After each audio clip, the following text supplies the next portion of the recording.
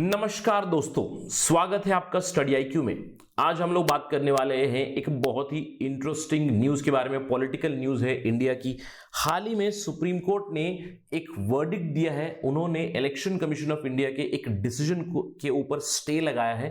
Election commission of India ने कमलनाथ, जो एक पॉलिटिशियन है कांग्रेस के, उनको स्टार कैंपेनर का जो ओहदा मिला था कांग्रेस की तरफ से, उसका पद छीन लिया था। स्टार कैंपेनर की लिस्ट से उनको हटा दिया था इलेक्शन कमीशन ऑफ इंडिया ने। उसके ऊपर सुप्रीम कोर्ट ने कहा है कि यह power election commission of India के पास नहीं है। तो आज हम लोग इस वीडियो में देखेंगे क्या है ये स्टार कैंपेनर का इशू, क्या एग्जैक्टली डेवलपमेंट हुई थी रिसेंट टाइम्स में, और एंड में हम लोग बात करेंगे इलेक्शन कमीशन ऑफ इंडिया और उसके पावर्स के बारे में और क्या बदलाव चाहिए इस चीज के बारे में। तो बहुत कुछ सीखने को मिलेगा। Let us begin the discussion. लेकिन उससे पहले, मैं हूं आपका दोस्त राहुल साईगांवकर। अगर आप मुझे फॉलो करना चाहते हैं, you can follow me on the ID Rahul Sai 222। मेरा इंस्टाग्राम आईडी इसी नाम से है। अगर आप मुझसे कनेक्ट करना चाहते हैं, अगर आपको कोई डाउट है, directly message me here, I will try to clear all your doubts. इसके अलावा स्टडी आईक्यू आपके लिए एक खुशखबरी लाया है। दिवाली सेल चल रहा है हमारा, फ्लैट 50% प्लस एक्स्ट्रा डिस्काउंट चल रहा है on UPSC 2021 courses. For more information download the app. जैसे कि मैंने आपको बताया कि हाल ही में सुप्रीम कोर्ट ने एक डिसीजन लिया है। Supreme court stays election commission of India decision to revoke Kamal Nath star campaigner status. तो चलिए देखते हैं क्या एग्जैक्टली हुआ था बैकग्राउंड में। अगर हम लोग बैकग्राउंड की बात करें तो कुछ ही दिनों पहले इलेक्शन कमीशन ऑफ इंडिया ने कमलनाथ का स्टार कैंपेनर का स्टेटस रिवोक कर दिया था, क्योंकि उन्होंने कुछ टिप्पणी की थी एक फीमेल कैंडिडेट के ऊपर इन दी Madhya Pradesh assembly bypoll campaigning.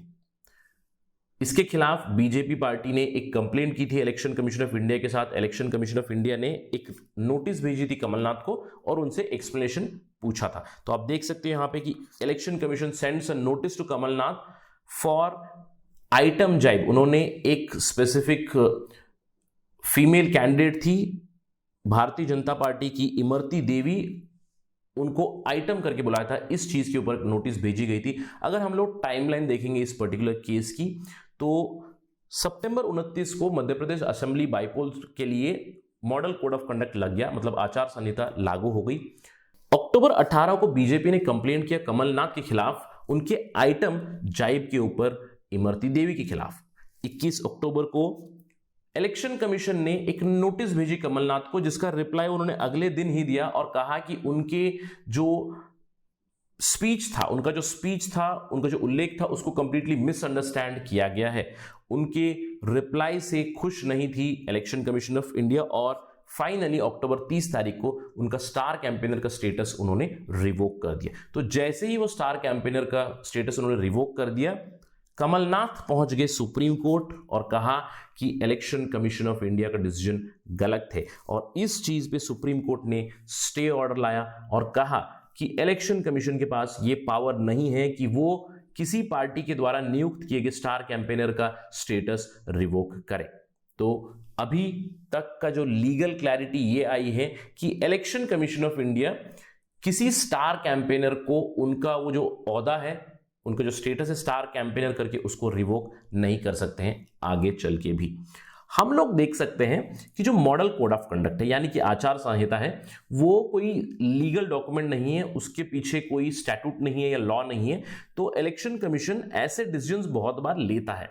जैसे आप लोगों को याद होगा, पुराने भी इलेक्शन कैंपेन में योगी आदित्यनाथ के ऊपर कुछ दिनों का एक बैन लगाया गया था कैंपेनिंग से। अनुराग ठाकुर जो बीजेपी के हैं, उनके खिलाफ भी कुछ दिनों का बैन लगाया था कि वो कैंपेन नहीं करेंगे क्योंकि उन्होंने आचार संहिता को वायलेट किया था। तो ये सब चीजें काफी इनोवेटिव डिसीजंस लेती है इलेक्शन कमीशन ऑफ इंडिया। इस बार भी ऐसा कुछ किया था, लेकिन सुप्रीम कोर्ट ने कहा है ये आप नहीं कर सकते। तो चलिए देखते हैं एग्जैक्टली स्टार कैंपेनर होता क्या है।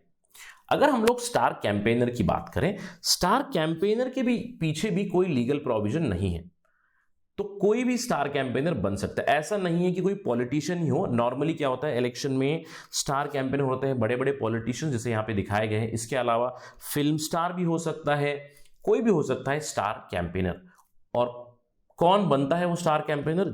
जिसको वो पार्टी नॉमिनेट करती है। समझ लीजिए भाजपा है, और भाजपा ने नॉमिनेट किया है नरेंद्र मोदी को कि वो स्टार कैंपेनर हैं, तो वो बीजेपी की तरफ से कैंपेनिंग करेंगे, ना कि कैंडिडेट की तरफ से। आपको ये चीज याद रखनी है। और इसके अलावा अगर हम लोग बात करें कि कितने स्टार कैंपेनर हो सकते हैं, रिकॉग्नाइज पार्टी जो होती है, जिसको इलेक्शन कमीशन रिकॉग्नाइज करता है, उनके साथ 40 स्टार कैंपेनर हो सकते हैं मैक्सिमम, और जो अनरिकॉग्नाइज पार्टीज हैं वो 20 स्टार कैंपेनर्स को नॉमिनेट कर सकती है। तो ये सब तो समझ में आ गया कि स्टार कैंपेनर कोई भी हो सकता है, लेकिन इन सबका फायदा क्या है? एक बहुत बड़ा फायदा है, क्योंकि जो स्टार कैंपेनर होता है उनका जो एक्सपेंडिचर होगा, जो स्टार कैंपेनर जो खर्चा करते हैं, वो खर्चा कैंडिडेट के खर्चे में नहीं लगाया जाता। इसीलिए स्टार कैंपेनर बहुत ही जरूरी एक एंटिटी बन जाते हैं विद रिस्पेक्ट टू एक्सपेंडिचर। हमें पता है कि हमारे इलेक्शंस में कितना पैसा खर्च किया जाएगा एक कैंडिडेट द्वारा, उसके ऊपर लिमिट लगाई गई है 70 लाख और 28 लाख। 70 लाख फॉर लोकसभा इलेक्शंस मतलब general elections, 28 lakh for state legislative assembly elections. छोटे राज्यों के लिए और भी कम है। जो भी कैंडिडेट इलेक्शन लड़ रहा है उनको इलेक्शन खत्म होने के 30 दिन के भीतर इलेक्शन कमीशन ऑफ इंडिया को अपने इलेक्शन एक्सपेंसेस देने हैं, और उस इलेक्शन एक्सपेंसेस में स्टार कैंपेनर के एक्सपेंसेस नहीं होते हैं, वो एक्सक्लूड हो जाते हैं। तो ये एक बहुत बड़ा फायदा है पॉलिटिकल पार्टीज को, कैंडिडेट्स को, सबको। इसीलिए वो लोग स्टार कैंपेनर नॉमिनेट करते हैं। लेकिन अगर हम लोग देखें स्टार कैंपेनर की, तो उनके भी बहुत ज्यादा रूल्स एंड रेगुलेशंस हैं जो आपको यहां पे दिए हुए हैं। कुछ rules and regulations election commission of India ने बार बार क्लियर किए हुए हैं कि अगर स्टार कैंपेनर कैंडिडेट को इंट्रोड्यूस कर देंगे, कैंडिडेट का नाम ले लेंगे रैली में एटसेट्रा, तो तब उस स्टार कैंपेनर का खर्चा भी आपके एक्सपेंडिचर में ऐड हो जाएगा। तो यहां पे बहुत ही लंबी चौड़ी लिस्ट दी गई है कि किन किन केसेस में स्टार कैंपेनर का जो एक्सपेंडिचर है, जैसे कि उनका travel expenses, lodging expenses etcetera, ये सब कैंडिडेट के एक्सपेंडिचर में नहीं आएगा। और एक और बहुत ही इंपॉर्टेंट जानने वाली बात यह है कि अगर कैंपेन करने वाला खुद भी एक कैंडिडेट है तो वो स्टार कैंपेनर नहीं कहला सकता है। क्योंकि अगर समझ लीजिए कोई और, अगर कमलनाथ खुद ही इलेक्शन लड़ रहे हैं और वो स्टार कैंपेनर है, तो ऐसा नहीं हो सकता है। यहां पे एग्जांपल दिया हुआ है कि if Rahul Gandhi is a star campaigner and if he campaigns for Sonia Gandhi, then the expenses borne by Rahul Gandhi will go into Sonia Gandhi expenses। एक सिंपल एग्जांपल यहां पे आपके लिए दिया गया है। तो बहुत सारे रूल्स एंड रेगुलेशंस है which are here for your reference। तो चलिए डिस्कशन एंड करते हैं एक चीज के साथ, इलेक्शन कमीशन ऑफ इंडिया के साथ। इलेक्शन कमीशन ऑफ इंडिया क्या हैंडीकैप्ड है, मतलब क्या उनके पास रिक्विजिट पावर्स नहीं है? हम लोग बार बार देखते हैं कि इलेक्शन कमीशन ऑफ इंडिया के साथ बहुत सारी दिक्कतें हैं। वो पॉलिटिकल पार्टीज को डिसिप्लिन नहीं कर पा रहे हैं, क्रिमिनलाइजेशन ऑफ पॉलिटिक्स बहुत ज्यादा है इंडिया में। तो इन सब चीजों के लिए प्रपोजल्स तो बहुत ज्यादा है केंद्र सरकार के साथ, लेकिन कोई चीज नहीं हो रही। अगर हम लोग बात करें इलेक्शन कमीशन ऑफ इंडिया के पास, उनके खुद के पास बहुत ज्यादा ऑटोनॉमी नहीं है। उनका जो बजट है it is not charge on consolidated fund of India. उनके पास इंडिपेंडेंट सेक्रेटेरिएट नहीं है। साथ ही साथ इलेक्शन कमिश्नर और जो चीफ इलेक्शन कमिश्नर होते हैं उन दोनों के बीच थोड़ा सा अंतर है।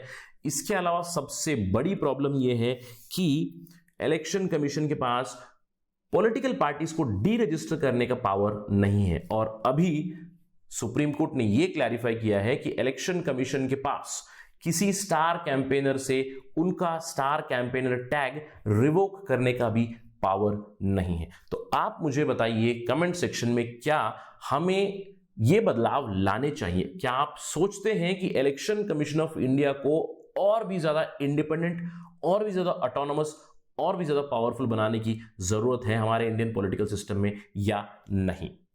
That is it from my side on this part of discussion. Thank you very much. जय हिंद।